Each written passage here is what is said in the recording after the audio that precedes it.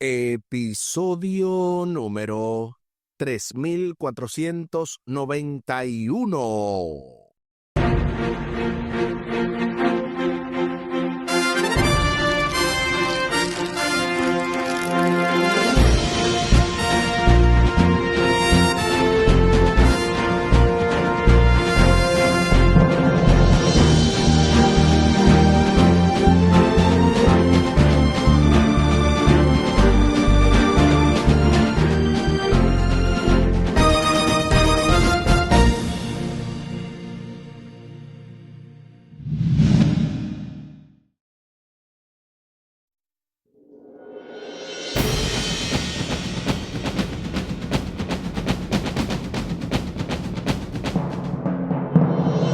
Saludos y bendiciones. Esto es Estudio Sistemático de la Biblia. Por la gracia de Dios y solo por la gracia de Dios estamos alcanzando ya el cierre de esta importante lección número 3, Unidad en Cristo.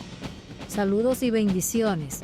Con nuestro texto para memorizar que encontramos en la primera carta a los Corintios, capítulo 1, versículo 10. Les ruego, hermanos, por el nombre de nuestro Señor Jesucristo, que hablen todos una misma cosa y que no haya entre ustedes divisiones. Antes, estén perfectamente unidos en una misma mente y un mismo parecer. Primera de Corintios, capítulo 1, versículo 10. Y durante esta semana hemos visto diversas partes de esta lección número 3, Unidad en Cristo, las cuales estaremos viendo casi ya en el cierre del programa, haciendo un breve repaso como en cada lección de lo que tiene que ver con los comentarios finales. También al final del programa estaremos compartiendo la vía de contacto de este ministerio Jehová Jireh y de este programa Estudio Sistemático de la Biblia. También el contacto de su servidor. Agradecemos su fiel sintonía, que sigan compartiendo estas lecciones y que podamos seguir llegando a los confines de la tierra. Si pueden reportarnos su sintonía a través de ese contacto, sería de gran bendición. Y si quieren algún saludo, obviamente aprovechar ese medio lo pueden hacer. También queremos recomendarles lo que le hemos recomendado durante toda la semana, y es que visite la iglesia adventista más cercana. De paso, este programa llega a ustedes gracias a sus amigos, los adventistas del séptimo día. Les invito para que hablemos con nuestro Dios en oración. Buen Dios y eterno Padre, gracias te damos por la oportunidad de estudiar tu palabra. Bendícenos, dirígenos, ayúdanos, oh Dios, para captar el mensaje y que si hay algo que no hemos entendido de la lección todavía, podamos hacerlo ahora. Que también esto se refleje en una bendición directa para todo el que nos rodea y que seamos personas de unidad, que muchas personas puedan estar más receptivas a tu palabra gracias a nuestro testimonio. Favores que te pedimos y te agradecemos junto con el perdón de nuestros pecados, en el nombre de Jesús. Amén. Amén.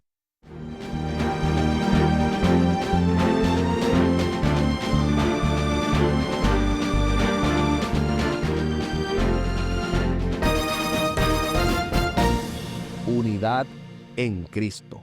Como en cada cierre se hacen algunas recomendaciones, en este caso se recomienda la lectura del libro Los Hechos de los Apóstoles, dentro del capítulo 2, la preparación de los 12.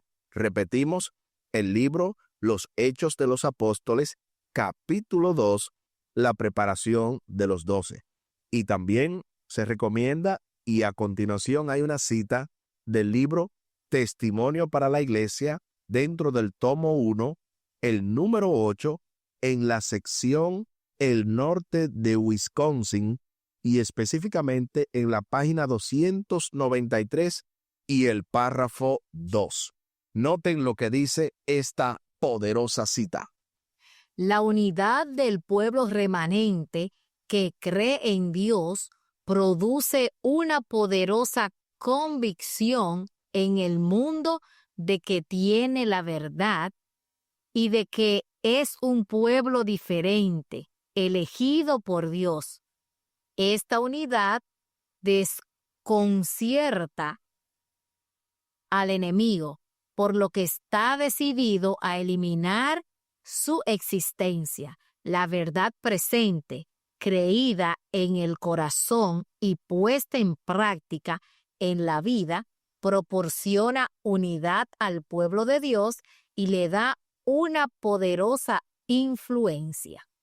Del libro Testimonio para la Iglesia, dentro del tomo 1 y específicamente dentro del número 8 bajo la sección El norte de Wisconsin y específicamente la página 293 y el párrafo 2. Y con una cita como esta deberíamos al menos comentar que es una realidad. El pueblo de Dios, el pueblo remanente, necesita tener la convicción de la verdad presente. Y de esa manera, esa verdad puesta en práctica, que incluye el Evangelio eterno, que incluye el mensaje de salvación, que incluye el amor los unos con los otros, ese Evangelio eterno, esa verdad presente, que no es únicamente ha caído Babilonia, que no es únicamente las bestias, los cuernos y el dragón y los falsos poderes que éste levanta, sino más bien un estilo de vida diferente que predica el amor de Cristo, entonces será una poderosa influencia para el mundo. A continuación hay otra cita y esta se encuentra dentro del libro Testimonio para la Iglesia, pero ahora el tomo 4, el número 26, bajo la sección La unidad en la Iglesia y específicamente a partir de la página 21 y el párrafo 1. Note lo que dice esta poderosa cita. Dios está conduciendo a un pueblo para que se coloque en perfecta unidad sobre la plataforma de la verdad eterna. Cristo se dio a sí mismo al mundo para que pudiese limpiar para sí un pueblo propio, celoso de buenas obras.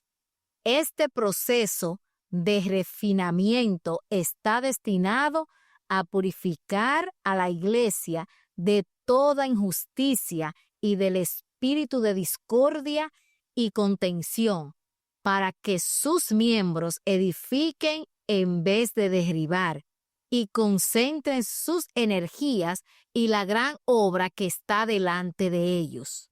Dios quiere que sus hijos lleguen todo a la unidad de la fe, la oración de Cristo. Precisamente antes de crucifixión, pedía que sus discípulos fuesen uno, como Él era uno con el Padre, para que el mundo creyese que el Padre lo había enviado.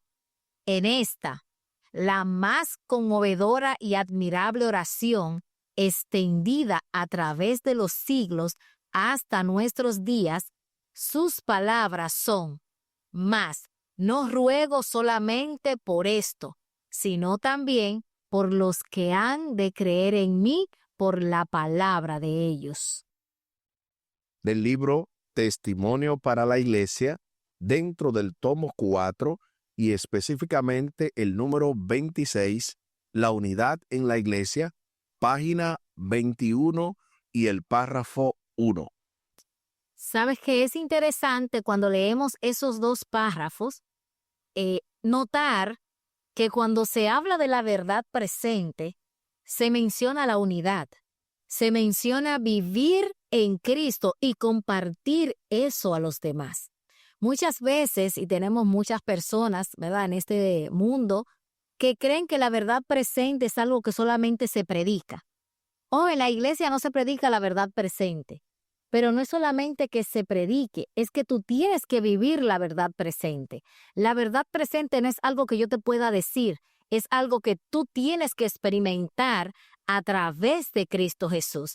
Es algo que tiene que nacerte. Y como hemos dicho en esta semana, Es algo que tú vas a presentar porque tú vas a ir cambiando tu carácter día a día mediante sacrifiquemos el yo, sacrifiquemos el ego y podamos poner nuestro carácter, nuestro corazón semejante al de nuestro Señor Jesucristo.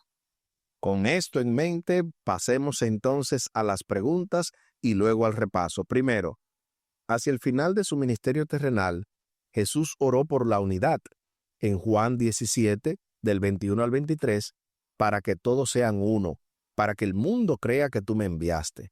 ¿Por qué la unidad en Cristo? Es un argumento poderoso en favor de la verdad de que Dios envió a su Hijo para salvar al mundo. En relación con esto, ¿por qué la falta de unidad es un obstáculo para la misión de la Iglesia? La unidad en Cristo demuestra que el Evangelio realmente transforma vidas y confirma que Jesús fue enviado por Dios para salvar al mundo. En cambio, la falta de unidad debilita el testimonio de la Iglesia y dificulta que las personas crean en el mensaje del Evangelio. Esa es nuestra respuesta. A continuación, se nos invita a leer 1 Corintios 4, del 9 al 13, y prestar atención y mucha atención a cómo son descritos los apóstoles en este pasaje. ¿Cómo contrasta esta descripción de los apóstoles con las características de liderazgo valoradas en nuestro mundo? ¿Qué nos enseña este pasaje acerca de cuánto pueden diferir los estándares de Dios y los de este mundo? Acompáñame una vez más a la lectura de la Santa Palabra de Dios, y lo hacemos en 1 Corintios capítulo 4, los versículos 9 al 13. Porque según pienso, Dios nos ha exhibido a nosotros los apóstoles como postreros, como a sentenciados a muerte, pues hemos llegado a ser espectáculo al mundo, a los ángeles y a los hombres. Nosotros somos insensatos por amor de Cristo, mas vosotros prudentes en Cristo, nosotros débiles, mas vosotros fuertes, vosotros honorables, mas nosotros despreciados. Hasta esta hora padecemos hambre, tenemos sed, estamos desnudos, somos abofeteados y no tenemos morada fija. Nos fatigamos trabajando con nuestras propias manos. Nos maldicen y bendecimos. Padecemos persecución y la soportamos. Nos difaman y rogamos. Hemos venido a ser hasta ahora como la escoria del mundo, el desecho de todos. 1 Corintios capítulo 4, los versículos del 9 al 13. Ahora sí, respondamos a las preguntas. ¿Cómo contrasta esta descripción de los apóstoles con las características del liderazgo valoradas en nuestro mundo? ¿Qué nos enseña este pasaje acerca de cuánto puede diferir los estándares de Dios y los de este mundo? Este pasaje nos enseña que Dios valora la humildad, la fidelidad y el servicio, mientras que el mundo suele valorar la fama y la posición. Para Dios, el verdadero líder es quien sirve a los demás siguiendo el ejemplo de Cristo. Esa es nuestra respuesta. Y la última pregunta para luego pasar al breve repaso. En 1 Corintios 4:16, Pablo exhorta a los corintios a imitarlo. ¿Estarías dispuesto a imitar a los líderes humanos? ¿Qué diferencia existe entre imitar a un líder y exaltarlo indebidamente, incluso peligrosamente? Sí, la respuesta es sí. Podemos imitar a los líderes humanos mientras ellos imiten a Cristo. Podemos aprender de su fe, su sacrificio y su fidelidad. La diferencia es que imitar a un líder significa seguir su buen ejemplo. mientras que exaltarlo significa ponerlo en lugar que solo le corresponde a Cristo. Los líderes pueden equivocarse, pero Jesús es el único modelo perfecto y el único digno de nuestra máxima lealtad. Esa es nuestra respuesta. Pasando entonces al breve repaso, el pasado sábado y domingo estuvimos viendo el problema de los grupos cerrados en la iglesia y se hablaba de esos grupos que son excluyentes, de esas personas que forman grupos en torno a líderes locales. Y ahí se hablaba de la solución de Pablo. ¿Cuál era esta? Lo primero es que ningún líder murió por nuestros pecados, solo Cristo. Y en Él fuimos bautizados. Por eso no debemos seguir a pastor, dirigentes. Somos siervo únicamente de Dios. En la parte del lunes estuvimos viendo centrados en Jesús. Y ahí se mencionaba lo que quiere decir Pablo con que estén perfectamente unidos en una misma mente y en un mismo parecer. Pablo no quiere decir que todos los creyentes deban pensar exactamente igual en todos los asuntos. Lo que dice aquí es que la iglesia debe estar unida en las verdades fundamentales del Evangelio, el amor y la misión de Cristo. En la parte del martes estuvimos viendo sabiduría y madurez. Y aquí veíamos cómo Pablo describe la inmadurez espiritual de los corintios. Eran como niños en la fe, vivían de acuerdo a la naturaleza humana. Habían celos, contiendas, divisiones entre ellos, formaban bandos alrededor de los líderes. Y precisamente la madurez se manifestaba en que cuando las personas seguían a líderes, entonces eran inmaduros. Pero cuando seguían a Cristo, se mencionaba que eso es verdadera madurez. Luego entonces en la parte del miércoles estuvimos viendo un servicio como el de Cristo. Y aquí 1 Corintios 4 enseña de cuál debería ser la opinión del liderazgo humano. Este nos enseña que el liderazgo en la iglesia debe entenderse desde la perspectiva de Dios, no desde la cultura humana. Pablo corrige la tendencia de los corintios a exaltar a unos líderes por encima de otros y presenta 2 puntos. Número 1, los líderes son siervos de Cristo, no el centro de la iglesia. Y número 2, los líderes son administradores, no los dueños. En la parte del jueves estuvimos viendo un estilo de vida que refleja la cruz. Y aquí veíamos, entre otras cosas, lo que nos enseña 2 Corintios 11 y Colosenses 1 acerca de lo que significa sufrir por causa de Cristo. Estos pasajes muestran que seguir a Cristo puede implicar sufrimiento, pero ese sufrimiento tiene un propósito y un valor en el plan de Dios. Esto y más aprendimos durante toda la semana. Aquí el tiempo se acabó.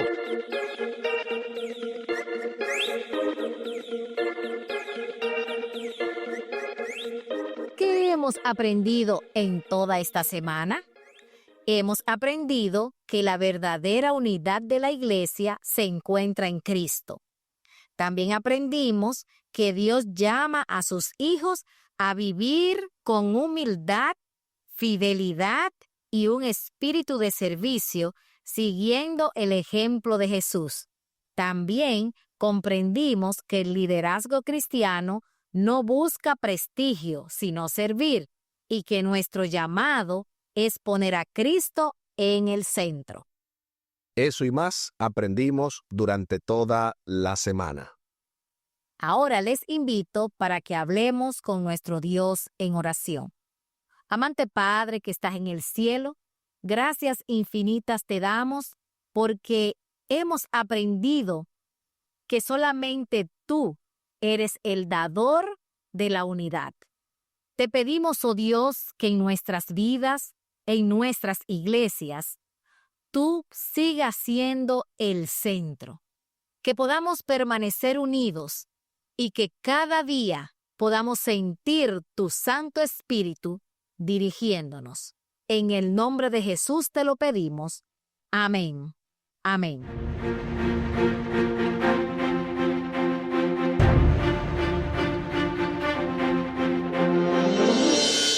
Espere para la próxima semana la lección número 4, titulada El pecado en la iglesia. Esta semana hemos estudiado la lección número 3, Unidad en Cristo.